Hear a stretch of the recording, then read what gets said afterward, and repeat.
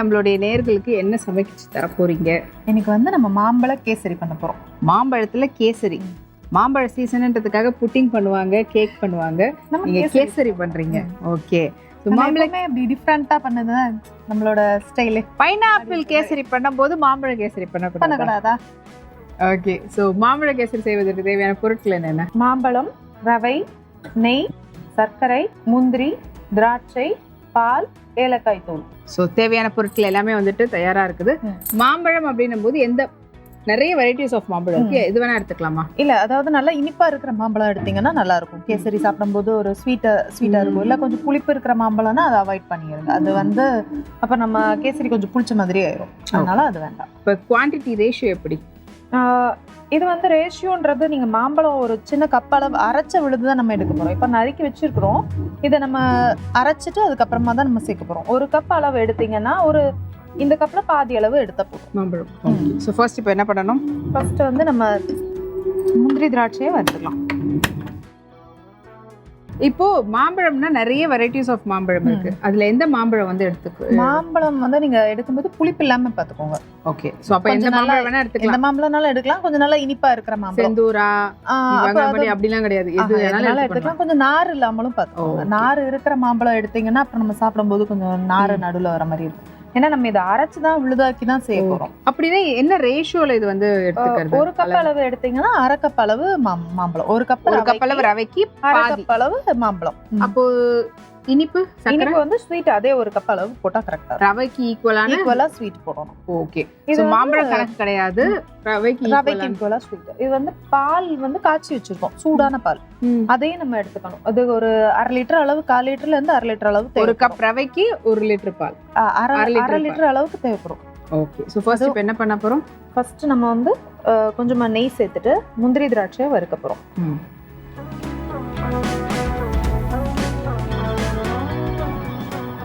முதல்ல கொஞ்சம் சேர்த்துக்கலாம். இதுல முந்திரி திராட்சையை வறுத்துட்டு அதுக்கப்புறமா நம்ம மற்ற சேர்த்துக்கணும். இது கொஞ்சம் உருகட்டும். நெய்யோடைய ஸ்மெல், நெய் வாசமே வேற.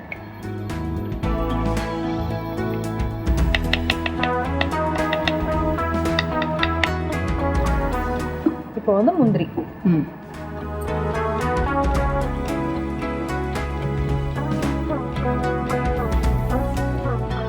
சேர்த்து இதை நல்லா வறுத்துக்கலாம்.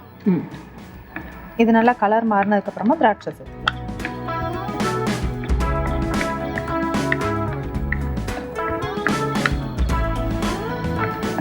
பால் வந்து நம்ம கொஞ்சம் கொஞ்சமா தான் சேர்க்க போறோம். 1/2 லிட்டர்ன்றது ஒரு கணக்குல தான் எடுத்து வச்சிருக்கிறோம். நம்ம கொஞ்சம் கொஞ்சமா சேர்த்துட்டு வெந்ததுக்கு வேகலன்னா இன்னும் கொஞ்சம் சேர்க்கணும். அந்த மாதிரி. இப்போ வெறும் முந்திரி மட்டும் தானா? திராட்சையும் முந்திரி வேற ஏதாவது நட்ஸ் வேணும்னா சேர்த்துக்கலாம், உங்க விருப்பப்படி.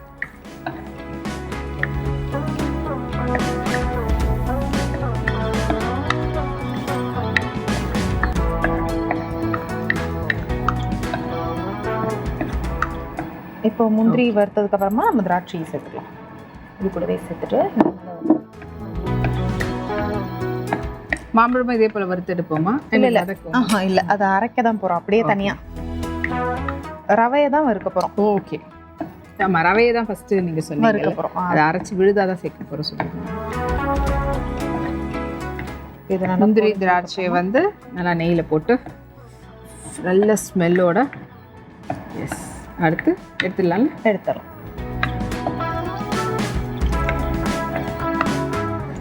இந்த பொங்குற ஸ்டேஜ் வரும்போது அப்படி எடுத்துடணும்.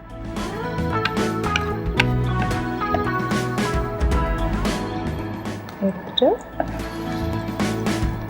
இது கூட இன்னும் கொஞ்சம் நெய் சேர்த்துக்கலாம்.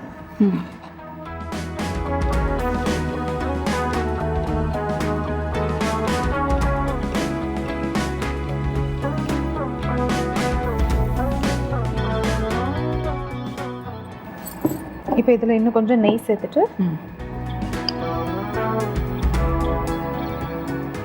ஏன்னா ரவை வந்து நல்லா கொஞ்சம் கிறிஸ்பி ஆகிற அளவுக்கு வறுக்க போறோம். கொஞ்சம் நல்லா இந்த ஸ்மெல் போற அளவுக்கு வறுக்க போறோம். அதனால கொஞ்சம் அதிகமா நெய் சேர்த்துருக்கோம். இப்போ நெய் உருகுனதுக்கு அப்புறமா நம்ம ரவை சேர்த்தலாம். 1 கப் அளவு ரவை எடுத்தீங்கன்னா அது நல்லா பொரியணும். ஓகே. இப்போ இந்த ரவை வந்து நல்லா உதிரி உதிரியா தனித்தனியா அந்த ரோஸ்டட் ரவா மாதிரி ஃபுல் அண்ட் ஃபுல் பண்ணணும். ரோஸ்டட் ரவா வாங்கினா அதையுமே பண்ணணும். இதை வந்து சிம்ல வச்சுட்டு பண்ணணும். கொஞ்சம் ஃபுல் ஃப்ளேமில் வச்சிங்கன்னா சீக்கிரமாக கரிஞ்சிடும். அதனால கொஞ்சம் சிம்ல வச்சுட்டு ஒரு 2 நிமிஷம் நல்லா வறுத்துக்கலாம். வறுக்கட்டும், கொஞ்சம் நேரம் வறுக்கட்டும். அதுக்கப்புறமா நம்ம மற்ற சேர்க்கலாம்.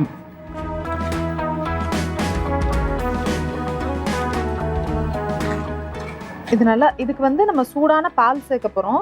சூடான பால் போட்டே நம்ம வேக வைக்க போகிறோம். இல்லை உங்களுக்கு சூடான பால் போட்டு எனக்கு வேக வைக்க தெரியாது அப்படின்னா நல்லா கொஞ்சம் கொதிக்கிற தண்ணி ஊற்றி வேக வச்சுட்டு அதுக்கப்புறமா கூட நீங்கள் பால் சேர்த்துக்கலாம். ஓகே. இது கொஞ்சம் வறுக்கணும். வறுக்கிறதுக்கு அப்புறமா சேர்க்கலாம்.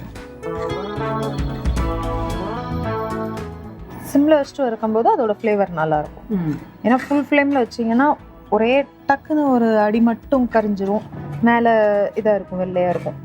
அதனால கொஞ்சம் வறுக்கட்டும். அந்த இதில் வந்து நம்ம மாம்பழத்தையும் பேஸ்ட் மாதிரி அரைச்சி வச்சுக்கலாம். ஓகே. ஸோ ஒரு பக்கம் வந்து பார்த்தீங்கன்னா மாம்பழத்தையும் அரைச்சிக்க போகிறோம். இன்னொரு பக்கம் வந்துட்டு ரவையை வந்து நல்லா நெய்யில் வறுத்து ஒட்டாமல் இப்போ உதிரி உதிரியாக வர அளவுக்கு கலர் டோன் சேஞ்ச் ஆகிற அளவுக்கு நம்ம வந்துட்டு வறுப்போம். இதில் வேறு எதுவும் இப்போதைக்கு போடல. நல்லா வறுத்ததுக்கு அப்புறமா தான் நம்ம பால் சேர்க்கணும். இப்போ இது கேசரிக்கு வந்துட்டு சர்க்கரை தான், சுகர் தான், ஒயிட் சுகர் தான். மற்ற எதுவுமே சேர்க்க முடியாது. இது எதுக்குன்னா நம்ம இப்போ நல்லா வறுக்கிறதுனால இந்த கலரும் உங்களுக்கு நேச்சுரல் கலரும் வேற மாதிரி இருக்கும். நீங்க ஃபுட் கலர்ஸ் எதுவுமே இதுல சேர்க்க போறது கிடையாது. நம்ம நேச்சுரல் கலர்லயே தான் சேர்க்கிறோம்.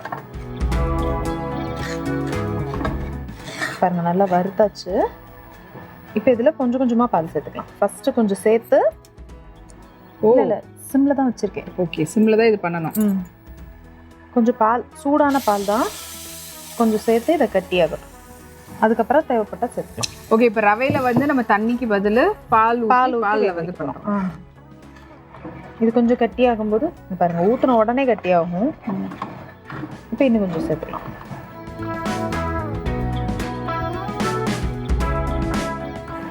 மொத்தமா சேர்த்தீங்கன்னா தண்ணி ஆயிரும். அதனால மொத்தமா சேர்க்க கூடாது, எப்பவுமே கொஞ்சம் கொஞ்சமா தான் சேர்க்கணும். ஓகே. இது வந்து பச்சை பால் ஊற்றக்கூடாது, காய்ச்சின பால் தான் நல்லா சூடாவே சேர்க்கணும். ஓகே. கொஞ்சம் கொஞ்சமா அப்படியே திக்கன் ஆக நம்ம வந்து ஆட் பண்ணணும். இப்போ ஊற்றி இருக்கக்கூடியது வந்து நல்லா இன்னும் கொஞ்சம் மாவு வந்து ரவை வந்து வேகணும். அதுக்கு அடுத்து தான் மறுபடியும் இன்னும் கொஞ்சம் ஊற்ற போகிறோம். அண்ட் இந்த பக்கம் வந்து பார்த்தீங்கன்னா மாம்பழத்தை அரைச்சி விழுதா எடுத்துட்டு வந்துடுறோம். அதுக்கும் கொஞ்சம் டைம் கொடுங்க. அது மாம்பழத்தை விழுதா அரைச்சு கொண்டு வர சொல்லியிருந்தோம். ஸோ இந்த விழுதை வச்சு தான் நம்ம வந்துட்டு கேசரி பண்ண போகிறோம். இந்தாங்க விழுது. அதே போல் ரவை வந்து பார்த்தீங்கன்னா பால் விட்டு பண்ணோம். அது அப்படியே பால் ஊற அப்படியே வெந்து இதுவாகுது. இப்போ இன்னும் கொஞ்சம் பால் சேர்த்துட்டு இந்த அளவு சேர்த்துட்டு இன்னும் கொஞ்சம் மிக்ஸ் பண்ணிக்கலாம். அது நல்லா வேகணும் இந்த ரவை. அதுக்கு தான் சூடான பால் சேர்க்கிறோம். ஆறுன பால் சேர்த்தீங்கன்னா கட்டியா வந்துடும். அதனால ஆறுன பால் சேர்க்கக்கூடாது. இப்போ பாருங்க நல்லா கொஞ்சம் கொலையா இருக்கா. இந்த ஸ்டேஜ்ல நம்ம சீனி சேர்த்துக்கலாம். இப்போ பால் கூட ஃபுல்லா கிடையாது, போதும். இது கரெக்டா இருக்கும். நமக்கு வெந்துருச்சா போதும். வேகிற அளவுக்கு சேர்த்தீங்கன்னா கரெக்டா இருக்கும். இல்லை இன்னும் வேகலை அப்படின்னா இன்னும் கொஞ்சம் சேர்த்துக்கலாம், நம்ம வேகிறத பொறுத்து. இப்போ சுகர் சேர்த்துக்கலாம்.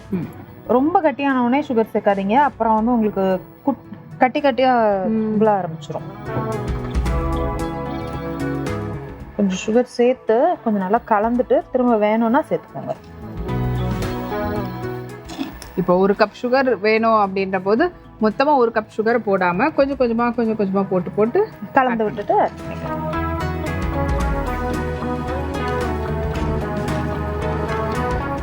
ஆனால் அது அப்படியே திக்காகி இலக ஆரம்பிக்கும். இல்லை நம்ம சுகர் சேர்த்த உடனே கொஞ்சம் இலக ஆரம்பிக்கும். இப்போ இன்னும் கொஞ்சம் சுகர் சேர்த்துக்கலாம். சீனி போடும்போது கேசரி எப்பவுமே கொஞ்சம் இலகும்.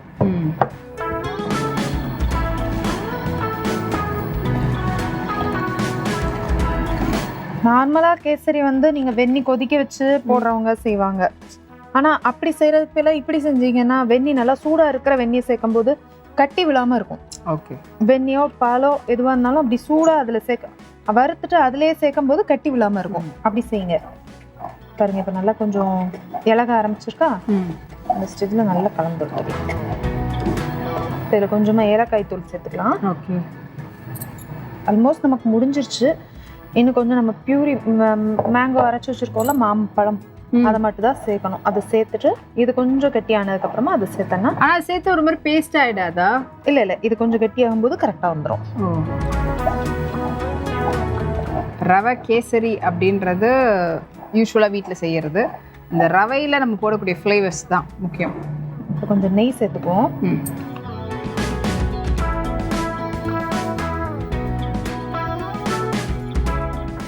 சேர்த்துட்டு இதை நல்லா கலந்து விட்டுக்கலாம். இந்த சக்கரை எல்லாம் அப்படியே இலகி தண்ணி பாருங்க. நம்ம சொன்னோம்ல ஃபர்ஸ்ட் நல்லா கெட்டியா இருக்கிற மாதிரி இருந்துச்சா, அது ஃபர்ஸ்டே நீங்க பாலை வந்து அந்த கெட்டியான பதத்துல வச்சதுக்கு அப்புறம் தான் நம்ம சீனி சேர்க்கணும். பால் தண்ணியா இருக்கும்போதே நம்ம சீனியை போட்டீங்கன்னா கொஞ்சம் தண்ணியா இலகி ஓடிடும், அப்புறம் பாயாசம் ஆயிரும். அதனால நல்லா வெந்துட்டு கட்டியானதுக்கு அப்புறமா நம்ம வந்து சீனியை சேர்த்துட்டு நல்லா மிக்ஸ் பண்ணிக்கணும். வந்து பார்த்தீங்கன்னா நல்லா தளன்னு தான் இருக்குது. இப்போ மாம்பழம் ஊற்றும் போது விழுதா ஆட் பண்றோமே, அது இன்னும் தண்ணி ஆயிடாதா? இல்ல, அது நம்ம இப்போ கொஞ்சம் கெட்டி ஆகுமா, அதோட மாம்பழம் விழுது சேர்க்கும்போது அப்படியே தான் இருக்கும். இதுவுமே கொஞ்சம் நேரம் ஆக உங்களுக்கு இறுகிரும். ஸோ இப்போ இது திக் ஆகிற வரைக்கும் நம்ம கிண்டிட்டு இருக்கணும். கொஞ்சம் கிண்டணும். ஓகே, டைம் எடுக்க நம்ம கொஞ்சம் இறுக ஆரம்பிச்சிடும். இப்போ கொஞ்சம் ஸ்டவ் கூட்டிக்கலாம். ஸோ இது வரைக்கும் நீங்கள் ஆக்சுவலி வந்து பார்த்தீங்கன்னா சிம்மில் வச்சு பண்ணணும். ஏன்னா பால் ஊற்றி கிண்டுறதா இருக்கட்டும், இப்போ சீனியா ஏதாச்சும் நீங்கள் சொல்லி எனக்கு சர்க்கரை போடுறது எல்லாமே வந்து பார்த்தீங்கன்னா அடியும் பிடிச்சிடும், ப்ளஸ் அது ரொம்ப டக்குன்னு ஆகிடும். அதனால ஸ்லோ ஃப்ளேம், லோவில் வச்சு கொஞ்சம் ஸ்லோ ப்ராசஸாக செய்யணும். அது பரவாயில்ல, சீனி எங்கள் ஊர் பாஷை தான், அது தப்பு இல்லை. எந்த இதுவாக இருந்தால் அதை சொல்லலாம். இப்போ இது நல்லா கலந்துட்டு பாருங்க, இப்போ கொஞ்சம் கெட்டியாக ஆரம்பிக்க. இந்த ஸ்டேஜில் நம்ம மேங்கோ ஆட் பண்ணிக்கலாம். மாம்பழம் ஏற்கனவே சொன்ன மாதிரி 1 கப்பு ரவைக்கு 1/2 கப்பு மாம்பழம் விழுது சேர்த்துட்டு நல்லா கலந்து விட்டுலாம். இது இதோட நல்லா மிக்ஸ் ஆகணும், அந்த அளவுக்கு கலந்து விட்டுக்கலாம். ஓகே, இப்போ பைனாப்பிள் கேசரி சொல்லிட்டு பைனாப்பிள் துண்டா கட் பண்ணியும் போடுவாங்கல்ல. பைனாப்பிள துண்டா கட் பண்ணி போடும்போது நல்லா நெய்ல பொரிச்சிட்டு போடுவோம். நெய்ல அந்த மாதிரி இதுலயும் போடலாமா? அதை விட இது போட்டா நல்லா இருக்கும். இப்படி அரைச்சு போடுறது நல்லா இருக்கும். இல்ல, அரைச்சும் போட்டுட்டு இப்போ கார்னிஷ் எப்படி துண்டா கூட போடலாம், நம்ம விருப்பம். அப்படி கூட போடலாம். அது நல்ல இனிப்பான மாம்பழம்ன்றப்போ நல்லா இருக்கும். கொஞ்சம் புளிப்பா இருந்துச்சுன்னா அந்த மாதிரி போட்டுறாதீங்க, நல்லா இருக்காது. இது நல்லா கொஞ்சம் இது வந்து நல்ல சட்டியை ஒட்டாம வர அளவுக்கு வந்து கிண்டிட்டு இருக்கணும். இதுல இருக்க நெய் அப்படியே வலிச்சு இதுல சேர்த்துடலாம். நெய் ரொம்பலாம் தேவைப்படாது, கொஞ்சமா போட்டா போதும் நமக்கு.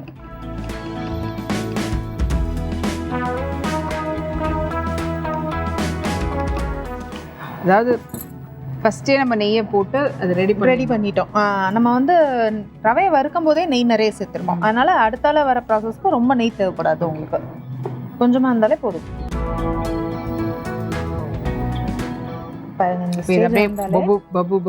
அப்படி வரணும். வந்துருச்சுன்னா நம்ம கரெக்டா இருக்கும். ஸோ ஆவி போறதுக்கு எவ்வளவு நேரம் ஆகுது? இது ரெடி ஆயிடுச்சு. இன்னும் அந்த கொஞ்சம் பபுள்ஸ் வந்துருச்சுன்னா நமக்கு சரிதான். பபுள்ஸ் வர ஆரம்பிக்க ஒட்டாம வந்துருச்சுல்ல, இப்படி இருந்தாலே நம்ம கரெக்டா இருக்கும். சட்டியோட ஒட்டாம இருந்தாலே நம்ம கரெக்டா வந்துடும்.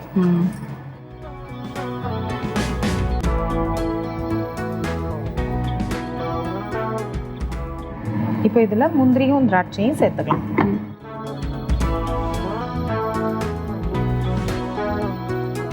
சேர்த்து நல்லா கலந்து விட்டுக்கலாம்.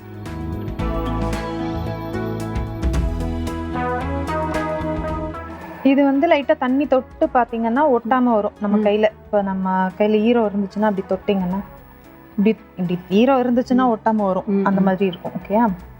அப்படின்னா நமக்கு நல்லா வெந்துருச்சு. ஏற்கனவே நம்ம சூடான பால் தான் ஊற்றணும், அதனால நல்லா வெந்துடும்.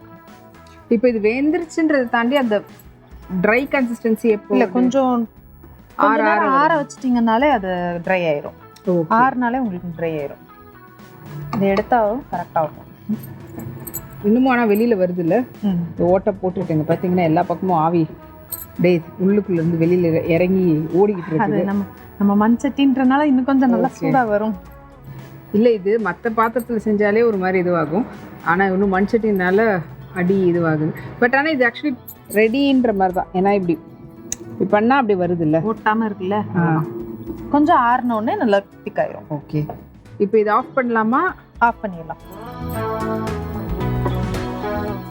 ஓகே, அப்படியே விசில் வச்சு குக்கர்லலாம் எப்படி சவுண்டோட அப்படி வருமோ அப்படி வருது, சவுண்டோட வெளியில். ஓகே, ஸோ நம்மளுடைய மாம்பழ கேசரி ரெடியா? ரெடி. ஆற விடணுமா? கொஞ்சம் ஆறுனா எடுத்து வச்சா கூட ஆறும். இங்கே பாருங்க, நல்லா பபுள்ஸ் வந்து உடையுதா, இப்போ நமக்கு ரெடியாக இருக்கு. எடுத்து ஆற வச்சிட்டிங்கன்னா அது ரெடி ஆயிடும். எடுத்துடலாமா?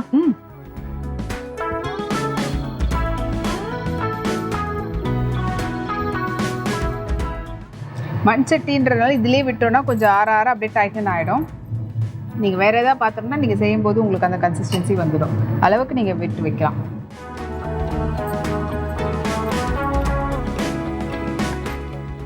மேலே கார்னிஷ்க்கு வந்து பார்த்தீங்கன்னா ஏற்கனவே போட்டு வச்சுருந்தாலும் இப்போது உங்களுடைய கண்களுக்கு பார்க்கும்போதே சாப்பிட்ணுன்ற ஃபீல் கொடுக்கக்கூடிய கார்னிஷ்கான ஐட்டம்ஸ் எல்லாத்தையும் போட்டாச்சு. ஸோ இந்த சூடு குறையறதுக்கு கொஞ்சம் டைம் கொடுப்போம் ஸ்வீட்டு. ஸோ சூடு குறையட்டும். அண்ட் அதுக்கு முன்னாடி எப்படி நம்ம இந்த மாம்பழம் கேசரி வந்து செஞ்சோன்ற செய்முறை விளக்கத்தை சுருக்கமாக சொல்லுங்கள். வானொலி நல்லா சூடானதுக்கப்புறமா கொஞ்சமாக நெய் சேர்த்து முந்திரி திராட்சை வறுத்து தனியாக எடுத்து வச்சுக்கோங்க. இப்போ அதே நெய்யில் ரவையை சேர்த்து நல்லா கலர் மாறுற அளவுக்கு வறுத்துக்கோங்க. இப்போ இந்த நல்லா வறுத்ததுக்கப்புறமா சூடான பால் அதில் கொஞ்சம் கொஞ்சமாக சேர்த்து நல்லா வேக வச்சுக்கோங்க. இப்போ ரவை நல்லா வெந்ததுக்கப்புறமா சீனி போட்டு நல்லா கலந்து விட்டு கொஞ்சம் நல்லா வேக வச்சுக்கோங்க. இது கட்டியாகி வரும்போது நம்ம அரைச்சி வச்சிருக்கிற மாம்பழ விழுதை இதோட ஒன்றா சேர்த்து நல்லா கலந்துட்டு கொஞ்சமாக ஏலக்காய் தூள், வறுத்து வச்சிருக்கிற முந்திரி திராட்சை சேர்த்து நல்லா கலந்து விட்டு இறக்குனீங்கன்னா நம்ம சுவையான மாம்பழ கேசரி தயார்.